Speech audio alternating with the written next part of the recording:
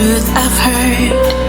In each line, your voice I hear. Faithful God, you walk with me. Welcome back to Bible News 247. Today we have Chizzy from Lagos, who will be reading 1 Samuel chapter 13. In this chapter, Saul disobeys God by offering a sacrifice without waiting for Samuel, and as a result, his kingdom is declared to not endure. Now let's listen as she reads. Saul was 30 years old when he became king, and he reigned for 42 years. Saul selected 3,000 special troops of the army of Israel and sent the rest of the men home. He took 2,000 of the chosen men with him to Michmash and the hill country of Bethel. The other 1,000 went with Saul's son Jonathan to Gilbeah in the land of Benjamin. Soon after this, Jonathan attacked and defeated the garrison of Philistines at Gibeah. The news spread quickly amongst the Philistines, so Saul blew the ram's horn throughout the land, saying, "Hebrews, hear this! Rise up in revolt!" All Israel heard the news that Saul had destroyed the Philistine garrison at Gibeah, and that the Philistines now hated the Israelites, now more than ever. So the entire Israelite army was summoned to join Saul at Gilgal. The Philistines mustered a mighty army of 3,000 chariots, 6,000 charioteers, and as many warriors as the grains of sand on the seashore. They camped at Michmash, east of Beth-aven. The men of Israel saw what a tight spot they were in, and because they were hard pressed by the enemy, they tried to hide in caves, thickets, rocks, holes, and cisterns. Some of them crossed the Jordan River and escaped into the land of Gad and Gilead. Meanwhile, Saul stayed at Gilgal, and his men were trembling with fear. Saul waited there 7 days for Samuel, as Samuel had instructed him earlier, but Samuel still didn't come.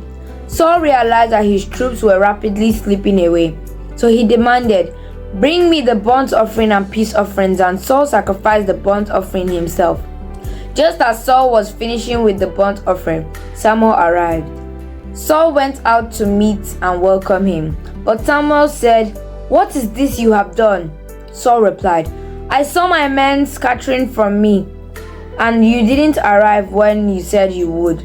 And the Philistines are at Michmash ready for battle. So I said, the Philistines are ready to march against us at Gilgal, and I haven't even asked for the Lord's help.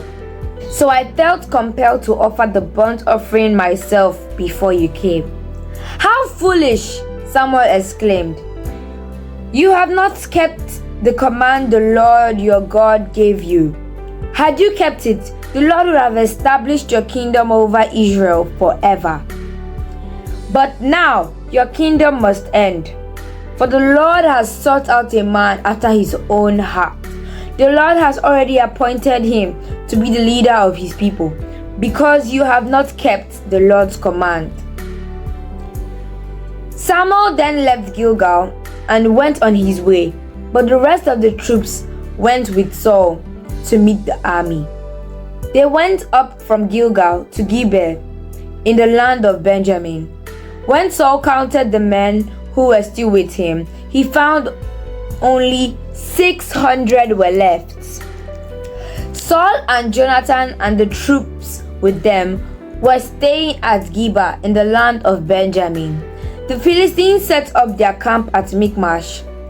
3 raiding parties soon left the camp of the Philistines.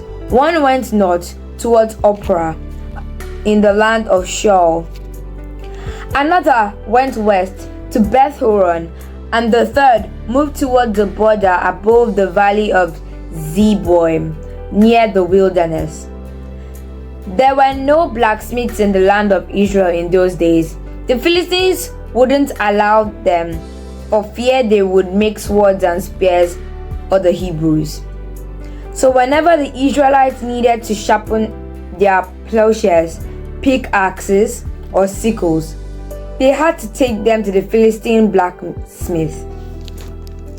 The charges were as follows: a quarter of an ounce of silver for sharpening a plowspare or a pick, and an eighth of an ounce for sharpening an axe or making a point of an ox goad. So on the day of battle, none of the people of Israel had a sword or spear, except for Saul and Jonathan.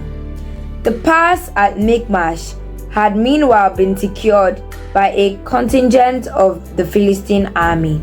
Chistere Daniel reporting for Bible News. Thank you for joining us on Bible News 247, and thank you, Chizzy, for that reading. May we learn to wait patiently on God and obey Him fully, even when it's difficult. Amen. My name is Kenny for Bible News.